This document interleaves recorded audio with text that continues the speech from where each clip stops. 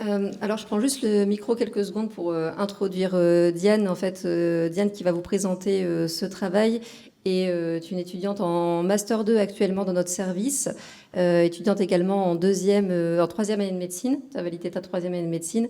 Et c'est suite à sa soutenance de Master 1, c'est sa première présentation orale devant des personnes. Donc, je pense que c'est très impressionnant pour elle, comme ça l'est pour nous tous quand on doit présenter à chaque fois. Donc, j'imagine que quand j'étais en troisième année, si on m'avait demandé de présenter devant plein de personnes comme ça, j'aurais été très impressionnée. Donc, je sollicite toute votre bienveillance pour sa présentation. Parce qu'elle a vraiment fait un travail qui était redoutablement efficace et qu'on espère pouvoir valoriser par la suite. Voilà.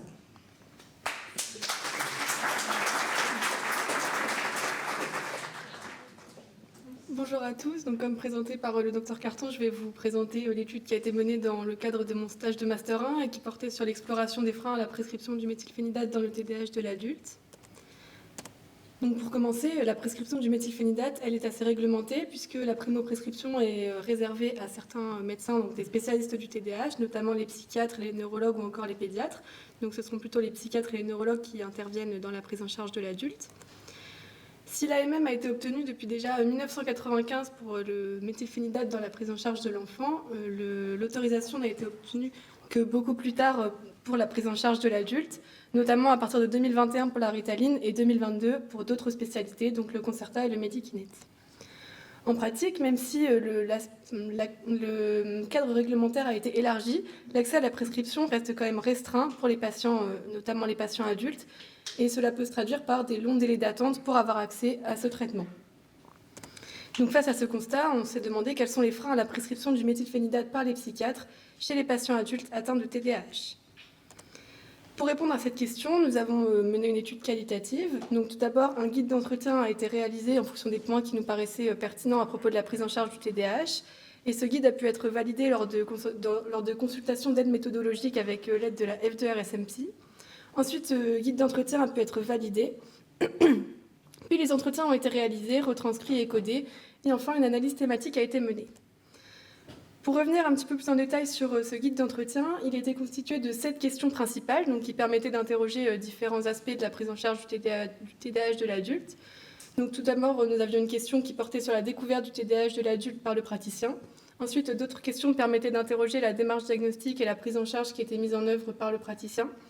Les effets indésirables et les éventuelles contre-indications rencontrées pouvaient également être interrogées, ainsi que les réticences des patients et l'aspect plutôt organisationnel de la prescription du point de vue du praticien.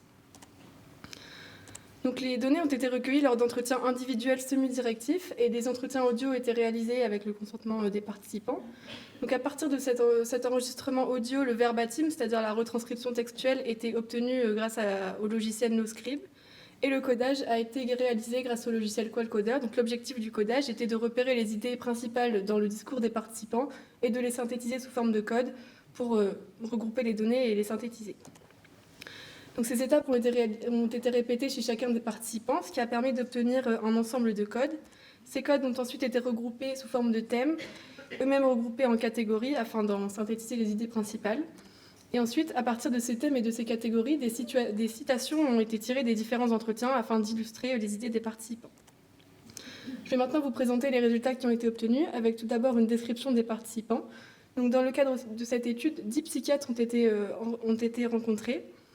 Et l'objectif du recrutement était de faire varier différents critères, notamment au niveau du profil des praticiens, donc le sexe ou le nombre d'années d'exercice, ainsi que sur les modalités d'exercice comme le lieu ou encore les différentes spécialités, afin d'avoir un échantillon assez diversifié.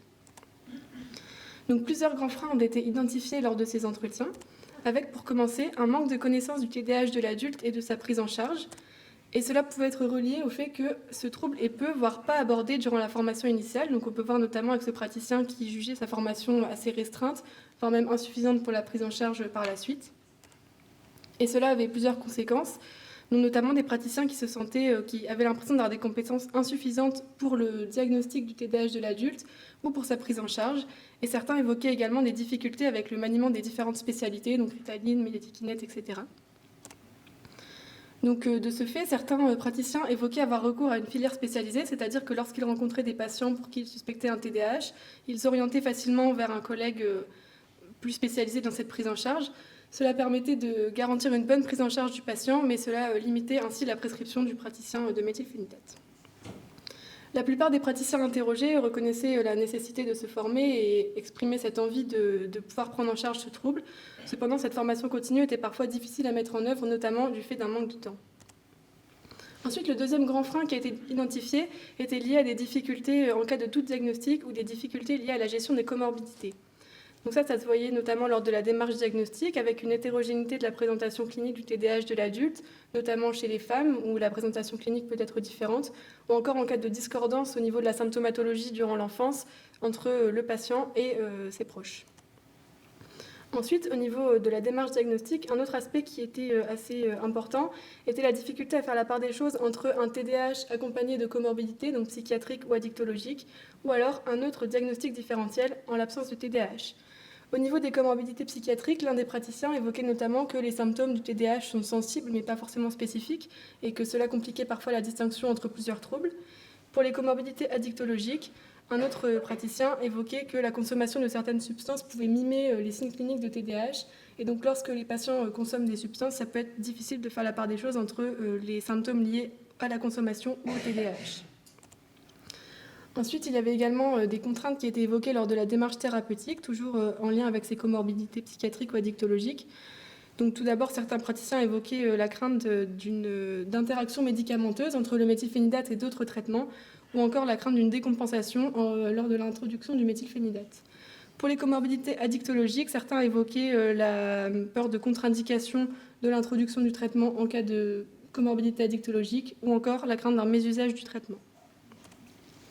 Le troisième grand frein qui a été relevé lors de cette étude était l'aspect chronophage de la prise en charge du TDAH, qui commençait lors de la démarche diagnostique, puisque l'ensemble des symptômes durant l'enfance, à l'âge adulte et également les retentissements que le patient en a sont recensés durant cette démarche diagnostique, donc ça peut être assez long à mettre en œuvre. Ensuite, l'introduction du traitement, notamment avec le bilan préthérapeutique et la titration, pouvait également être un frein pour certains praticiens du fait de l'aspect chronophage. Par contre, la suite de la prise en charge était généralement plus facile à mettre en place puisque le médecin traitant peut réaliser le renouvellement mensuel de ce traitement. Certains praticiens évoquaient quand même le fait d'avoir des difficultés en cas d'absence de médecin traitant, donc c'était au psychiatre de prendre en charge cet aspect de renouvellement. Donc ces points illustrent le fait qu'il faut mettre en place une organisation pour la prise en charge du TDAH et que cette organisation est nécessaire mais parfois complexe à mettre en œuvre. Ensuite, d'autres points ont été discutés lors des entretiens et pouvaient parfois représenter des contraintes, mais ne semblaient pas être des barrières majeures à la prescription. Donc, l'aspect logistique de la prescription, avec le bilan cardiologique, a notamment été évoqué. Donc, lors de l'introduction du traitement, il faut interroger le patient sur ses antécédents cardiovasculaires et faire une surveillance de la fréquence cardiaque et de la pression artérielle.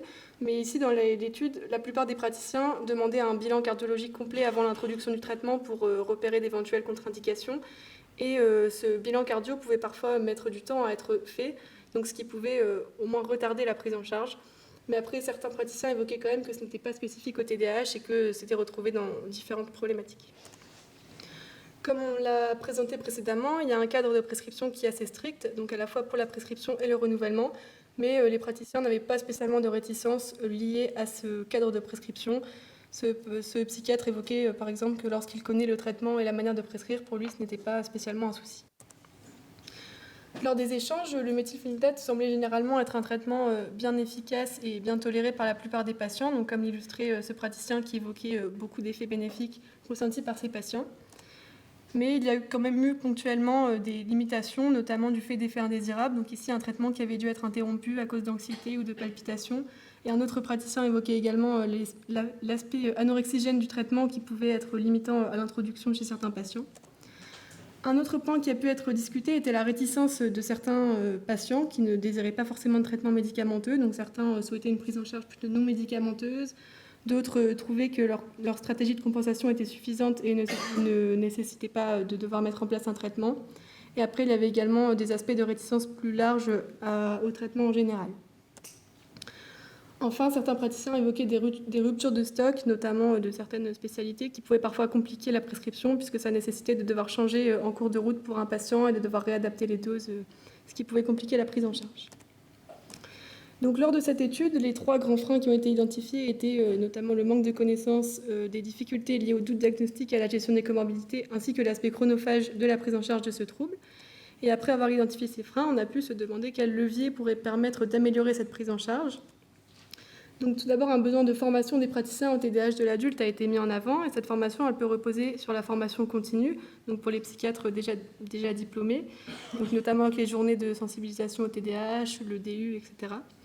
Les publications de recommandations par la HAS devraient permettre également de fournir un cadre de référence pour les praticiens afin de prendre en charge ce trouble. Et enfin, la formation initiale représente un levier important pour améliorer la formation des praticiens, notamment pour former les internes et les externes pour qu'un maximum de médecins soient formés à ce trouble. Ensuite, au niveau des difficultés diagnostiques, il existe des outils standardisés qui peuvent faciliter ce processus diagnostique, notamment en permettant de bien retracer l'ensemble des symptômes. Il existe par exemple la DIVA qui permet de retracer ces symptômes. Et pour la gestion des comorbidités, notamment des comorbidités addictives, lorsque le trouble addictologique est maîtrisé ou contrôlé, il a été démontré qu'il y a un intérêt de prendre en charge à la fois le TDAH et les addictions, puisque le TDAH peut entraîner un surrisque d'addiction et de continuer dans les addictions. Enfin, du fait de l'aspect chronophage de la prise en charge de ce trouble, l'intérêt de l'optimisation de la filière de soins a été soulevé, puisque d'autres professionnels de santé peuvent également intervenir dans la prise en charge du TDAH, notamment les médecins généralistes, à la fois pour le repérage du trouble ou encore pour le suivi de la prescription avec le renouvellement mensuel. Les neuropsychologues ou psychologues peuvent également intervenir dans la démarche diagnostique, même si le diagnostic reste médical, et également dans la prise en charge non médicamenteuse. Donc pour conclure, cette étude qualitative a permis d'identifier 3 freins principaux à la prescription du méthylphénidate et a également permis d'identifier des axes d'amélioration en lien notamment avec la formation des praticiens et l'optimisation de la filière de soins, ce qui va dans le sens du développement des centres ressources. Merci.